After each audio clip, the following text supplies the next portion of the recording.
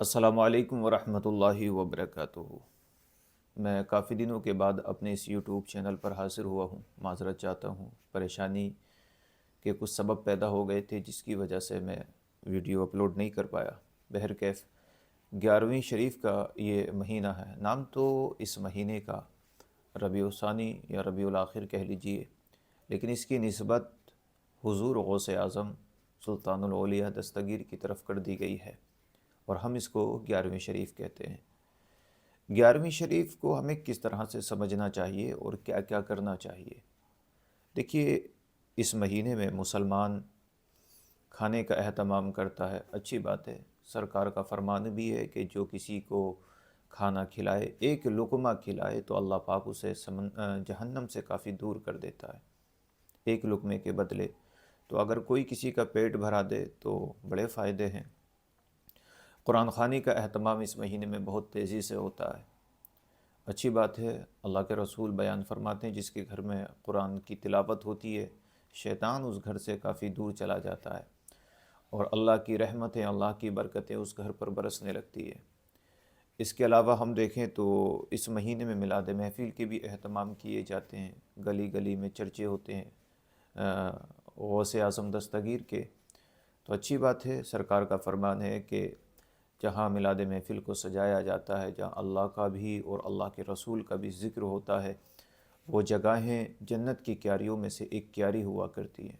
تو یہ ساری چیزیں اچھی ہیں، ان کو میں غلط نہیں ٹھہراتا، اور جو لوگ غلط ٹھہراتے ہیں وہ غلطی کرتے ہیں۔ لیکن اس مقام پر ہمیں یہ سمجھنا ہے کہ غوث اعظم دستگیر سلطان الاولیاء نے اپنی زندگی کو کس طرح سے گزارا ہے، کس طرح سے اپنی زندگی کو بسر کیا ہے۔ ہمیں ان کی زندگی پر عمل کرنا ہے، ان کے طریقے پر عمل کرنا ہے۔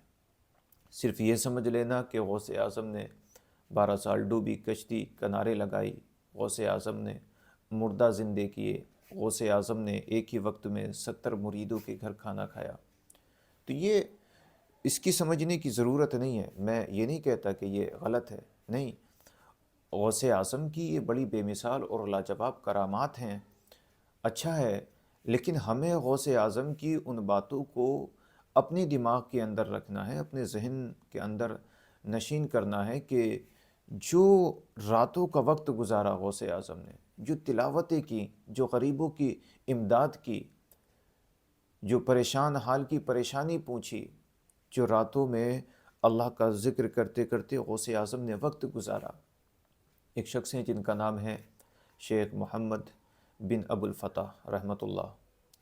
یہ کہتے ہیں کہ کچھ دن مجھے غوث اعظم کی خدمت کرنے کا موقع ملا، تو جب میں غوث اعظم کی خدمت کرنے لگا تو میں دیکھتا تھا کہ عشاء کی نماز کے بعد غوث اعظم نفلی عبادات میں لگ جایا کرتے تھے، اور 2 رکعت نماز نفل میں تقریباً ایک قرآن مکمل پورا پڑھ دیا کرتے تھے۔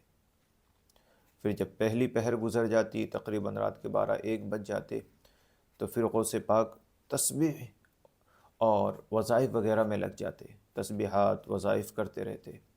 پھر جب تیسری پہر کا وقت آتا تو پھر اللہ کی بارگاہ میں رو رو کر کے بڑی دعائیں کیا کرتے تھے، اور کبھی کبھی ایسا لگتا تھا جیسے اللہ کے نور نے انہیں آ کر کے ڈھانپ لیا ہے، اور کبھی کبھی لگتا تھا کہ غائب ہو گئے ہیں۔ تو جس طریقے سے غوث اعظم نے اپنی راتوں کو گزارا ہے، ہمیں بھی چاہیے کہ ہم اسی طرح سے اپنی راتوں کو گزارنا شروع کریں۔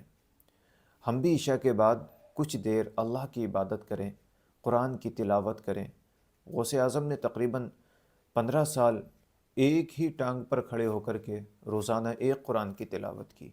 میں اور آپ ایک قرآن کی تلاوت تو نہیں کر سکتے، لیکن کم از کم 1 یا 2 رکوع تو ہم پڑھ ہی سکتے ہیں۔ تو ہمیں غوث اعظم کی زندگی سے جو سبق حاصل کرنا ہے اس 11ویں کے مہینے میں، وہ یہی حاصل کرنا ہے کہ غوث اعظم نے اپنی زندگی میں کیا کیا اور ہم اپنی زندگی میں کیا کر رہے ہیں۔ ہمیں اپنے آپ کو غوث اعظم کی زندگی میں ڈھالنا ہے۔ ہم جو کہتے ہیں نا کہ غوث کا دامن نہیں چھوڑیں گے، دامن سے مراد غوث اعظم کا طریقہ ہوتا ہے، ہم سب کو غوث اعظم کے طریقے پر چلنا چاہیے۔ بہرکیف بیٹھے بیٹھے بس یوں ہی یہ ویڈیو بنا دی میں نے۔ انشاءاللہ بحمد تعالیٰ اب اس چینل پر میں محنت و مشقت کرنے کی کوشش کروں گا، اور آپ کے لیے بہتر انداز میں، بہتر طریقے میں ویڈیو اپلوڈ کرنے کی میں کوشش کرتا رہوں گا انشاءاللہ۔ آپ لوگ بھی دعائیں کریں میرے لیے۔ السلام علیکم۔